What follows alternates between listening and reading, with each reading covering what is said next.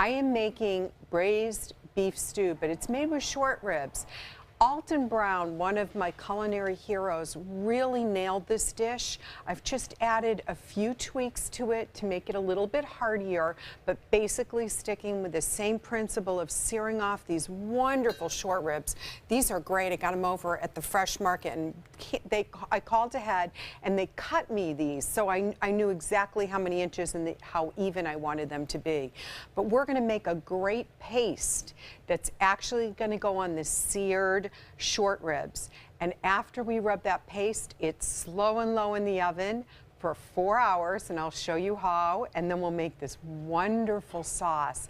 It's going to be a little bit tangy and really good for tomorrow night. So stay with me. It's braised short rib stew in the menu today.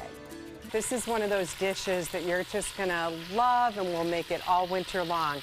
So I've taken those great short ribs, and like I said, I had the butcher cut them evenly so you don't get a teeny one, then a big one, and we're browning them. The key is kosher salt and go liberally with that, and then you want to make sure you brown it on every single side, not just front and back, but even those little sides you can stand up. And I already have some brown. So let's get started in this paste that we're going to make. We're going to take a tube of tomato paste. You can certainly use canned tomato paste. It doesn't make a difference. I just find the tube is so easy to work out of. You can do about ½ a cup of that. Now we're going to add apple cider vinegar, about the same amount, and Worcestershire. So you see where I'm going with this tanginess? I mean, this is going to be a very different experience in a beef bourguignon where you're using red wine and beef broth, but I really think Alton has scored on this. Now we're going to add some Hungarian paprika, and again, pretty liberal on it, and some dried herbs, thyme, oregano. If you want to put in some rosemary, by all means you can do that. And we're going to stir this up and make it a paste. What I do is I double the recipe for the paste with just the same amount of 3 pounds of short ribs is going to be fine for the average. Now watch this.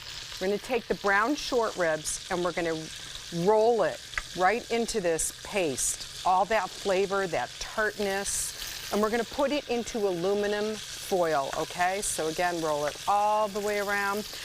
Depending on what flavors you like, you might want to put in a tablespoon of mustard, and that's fine if you want to do that, or just follow along with the flavors that you really like.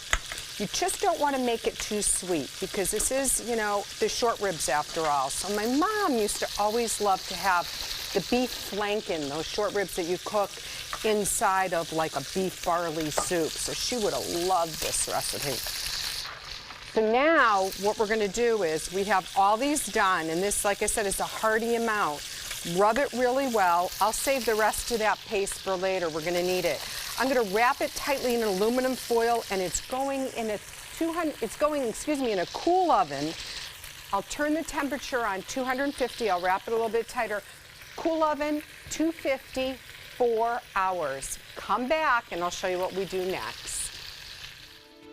So after 4 hours of putting the short ribs in the oven, 250 degrees, but you don't turn the oven on until after they're in, you're going to take a knife or your tongs and you're going to poke 2 holes, and you're going to get all that wonderful juice that's going to drip out. You're going to pour it in a bowl. You're going to let this short rib sit covered, and you're going to take the juice and put it in the refrigerator for an hour. Why? Because we want to separate the fat, just like you would in chicken soup or anything else.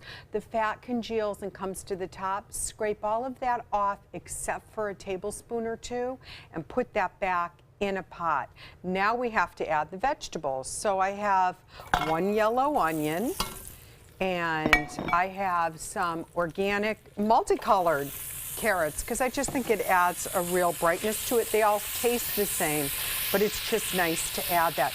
You can add button mushrooms if you want. I usually save the mushrooms for the more savory burgundy style stew, but this is really good. And cut red potatoes, skin on, keep those nutrients on. It makes life a lot easier too. So we're going to stir this all around in those 2 tablespoons of the fat that we got from there. Now, after the meat braises and it sits After 4 hours, and it sits for another hour, you're going to find the meat literally, I'm not kidding you, I just took this out, falls off the bone. So then you're going to take the short ribs and you're going to break it up. And this makes it so much easier for your guests so they don't necessarily have the bone to worry about. Got to be careful with these bones now. They've been cooked, not only seared, but now again, they've been cooked. So we don't want to give them to a dog because they always say if you cook the bones 2 times, it's too soft. So just, unfortunately, you're going to have to throw them out or you can gnaw on them yourself. So we're going to add all that meat, and then we're going to add the juice that's been separated from the fat, because there's nothing worse than taking too much fat in that. We're going to give it a good stir. We're going to add some fresh thyme to this, a pinch more salt and pepper, and you can keep adjusting the taste as it stews, so to speak.